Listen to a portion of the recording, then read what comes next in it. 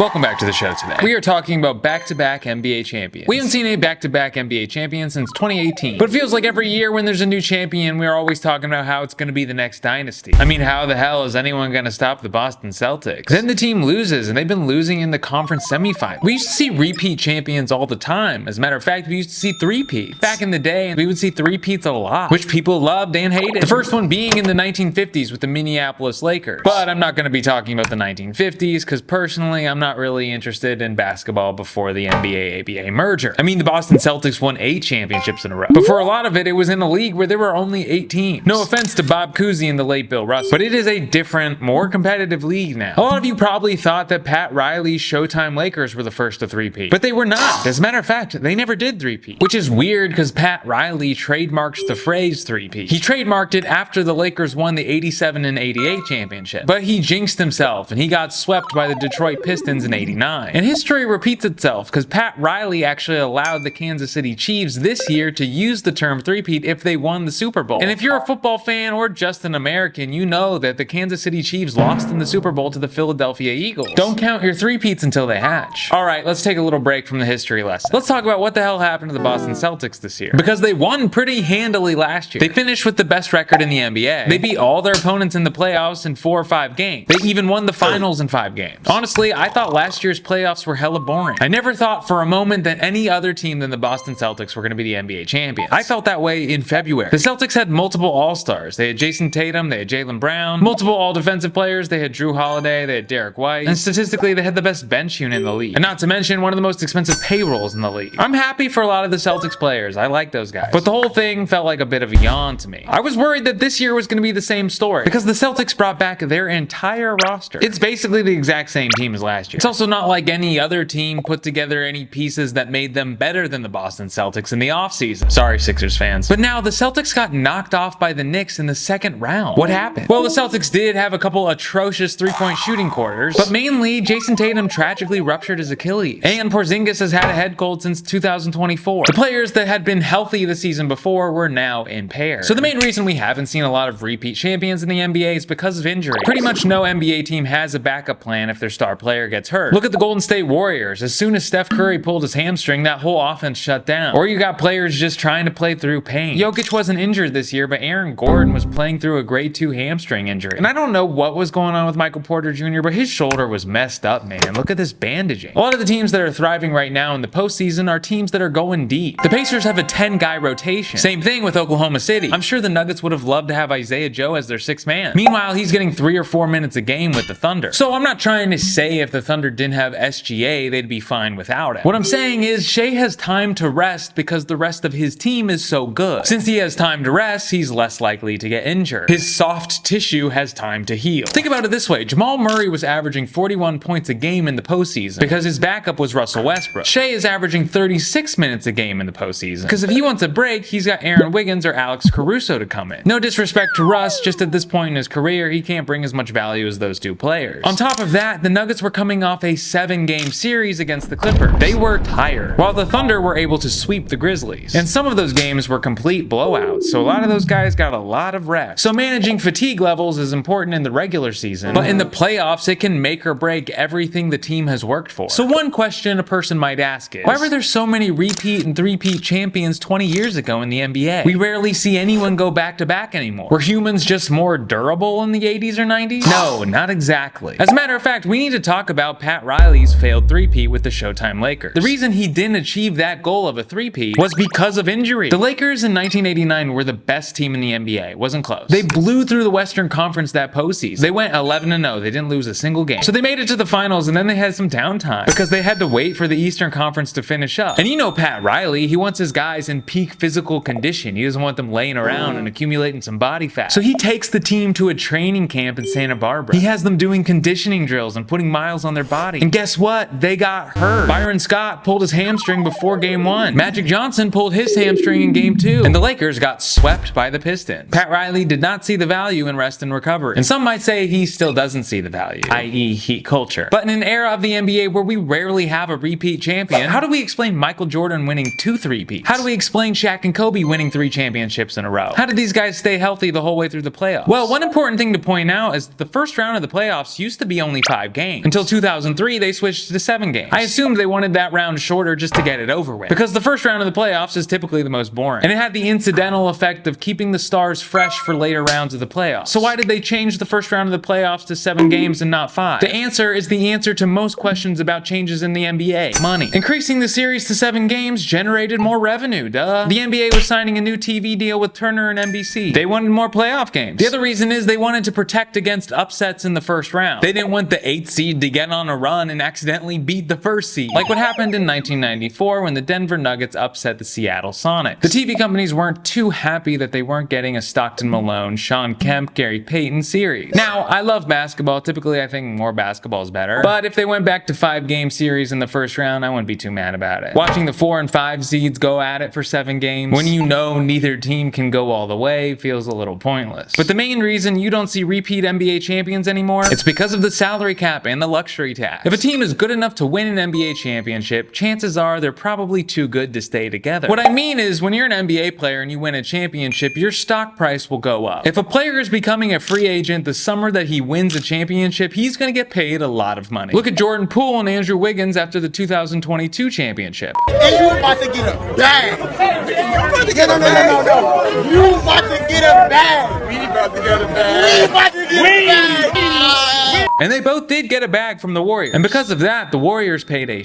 ton of money in luxury tax. So much luxury tax that it crippled the Warriors from making any meaningful trades for the next 3 years. Bruce Brown became a free agent after winning the championship with the Nuggets in 2023. But the Nuggets couldn't re-sign him for as much money as the Pacers could offer him. Now, the Bulls in the 90s had one of the best players in the league under contract for 8 years for $18 million. To put this into a little bit of context, in the 1996 season and the 1997 season, Michael Jordan was making over $30 million a year, while Scottie was only making $3 million a year. He was making 10 times as much. You can't have players on ridiculous contracts like that anymore. Most players are only eligible for a 4-year contract now. Right now, Oklahoma City is in a perfect position in terms of payroll. But in 1 or 2 years, Chet Holmgren and Jaylen Williams are going to be asking for contract extensions for a lot of money, which is going to change the way that team looks. And judging from history, Oklahoma City really isn't the type of team to pony up for 3 max contracts. See the James Harden trade for an example. So back-to-back championships are going to become increasingly more difficult and more rare. I reckon a three-peat might be something I never see again for the rest of my life.